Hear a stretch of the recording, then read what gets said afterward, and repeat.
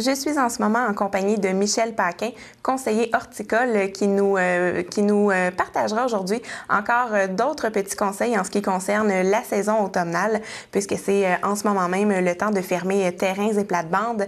Alors, bonjour, M. Paquin. Bonjour.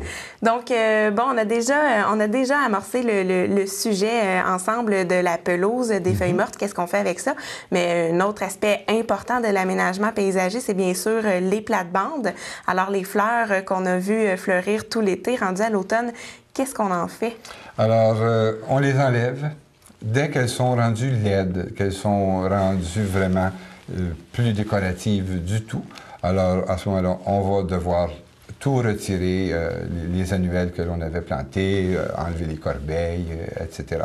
Donc, on nettoie, on enlève le tout pour redonner, si on veut, la plate-bande, tout son aspect nécessaire pour l'hiver.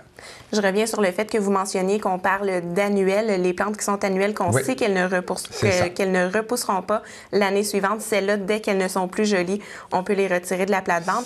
Mais il y en a des fleurs qui repoussent d'année en année. Les vivaces, elles risquent de repousser. Qu'est-ce qu'on en fait? On les enlève pas nécessairement toutes des plates-bandes. Qu'est-ce qu'on fait avec celles-là? Non, les vivaces, elles, on va devoir les tailler. Elles ont pris une grande expansion, elles se sont bien développées, elles ont bien fleuri. Alors, on va donc les tailler au sol. On n'a pas besoin de laisser de tiges aucunement, puisqu'elles vont reprendre à partir de la motte principale. Donc, on les taille au sol, sauf les euchères et les graminées. Alors, les graminées sont ces espèces de grandes tiges avec des hampes florales très mouvantes qui balancent, si on veut, avec le vent.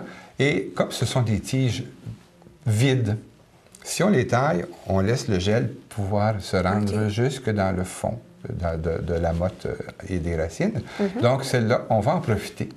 Pendant l'hiver, on va les laisser, la neige les recouvre et c'est encore très joli. Oui, parce que souvent, les graminées, ce ne sont pas nécessairement des plantes qui donneront des fleurs très vives, mais ce sont plus comme des grands brins d'herbe ou qui rappellent un peu des gazons gigantesques. Là. Ça, c'est joli aussi l'hiver. Ça fait un petit charme campagnard, je dirais. C'est ça, et la hampe florale est mousseuse.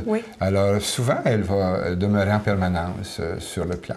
Et les euchères sont des plantes qui ne perdent pas complètement leur feuillage. C'est un feuillage au sol de différentes couleurs. Et on le remarque. Quand on voit qu'une vivace est laide, qu'elle est jaunie et qu'elle est écrasée au sol, elle n'a plus rien de décoratif. Alors, on taille tout au niveau du sol, on ramasse les débris, les feuilles mortes dans la plate-bande, on les ramasse aussi, on enlève vraiment le tout. Et si on veut diviser les vivaces, parce qu'elles ont pris trop d'expansion, alors à ce moment-là, c'est le temps.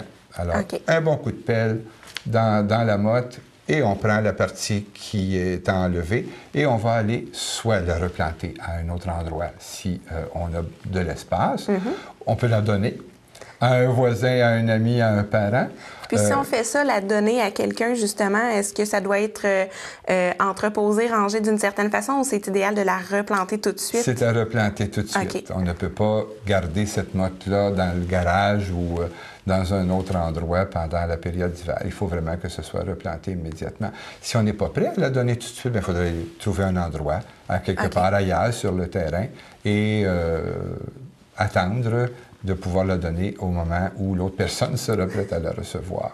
Puis ça, c'est fait vraiment à l'automne. Là, au printemps, ce ne sera plus le temps d'y penser. C'est vraiment préférable de le faire à l'automne. On peut le faire à l'automne, mais on pourrait aussi encore le faire au printemps. Ce ne sera pas vraiment dramatique, mais bien souvent, on préfère faire cette opération-là à l'automne, puisque là, c'est là qu'on a le temps puis qu'on veut connaître la dimension de notre plate-bande. C'est vrai. Et si on a, par exemple, des vivaces qui ont trop grossi ou qui en a trop, puis ça envahit un peu notre espace, bien, on peut les déplacer, en enlever une, par exemple, pour laisser la place aux autres, et faire la même chose, la replanter autre part, ou la donner, là, tout simplement. Alors, on enlève tout le feuillage et on laisse le terrain bien propre. On va peut-être pouvoir mettre un peu de mousse de tourbe, faire une petite butte de mousse de tourbe sur les tales de vivaces qui restent. Ce sera un isolant. ça va aider à cette plante-là à mieux passer l'hiver, surtout s'il n'y avait pas de neige. La neige est le meilleur isolant. OK. S'il n'y avait pas beaucoup de neige qui s'accumulait dans un endroit où on a des vivaces, par exemple, une petite butte de mousse de tourbe, c'est isolant et ça va aider à bien conserver cette plante-là pour l'hiver. Au printemps, on l'enlève, on le répand sur le restant de la plate-bande. Ça va aider à ameublir le sol, garder notre sol plus aéré et plus poreux pour recevoir l'humidité et garder l'humidité ensuite. OK. Puis pourquoi de la mousse de tourbe plutôt que, par exemple, un tas de feuilles mortes ou quelque chose comme ça? Ça ne conservera pas l'humidité, là. Non, mais les feuilles mortes vont pourrir. OK. Alors, elles vont risquer d'apporter de la maladie et elles vont asphyxier.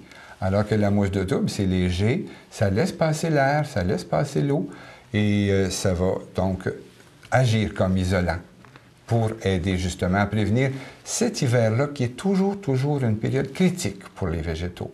Alors, ça gèle, ça dégèle, les froids sont souvent rigoureux, alors il faut qu'il y ait de la neige. Et des fois, avant qu'il n'y ait vraiment beaucoup de neige, bien, la plante souffre un peu. Donc, une isolation va lui aider. Bien, merci beaucoup, M. Paquin, pour encore une fois nous avoir éclairé un peu sur ce qu'on doit faire avec nos fleurs à l'automne, en espérant que les gens qui nous écoutent en feront bon usage.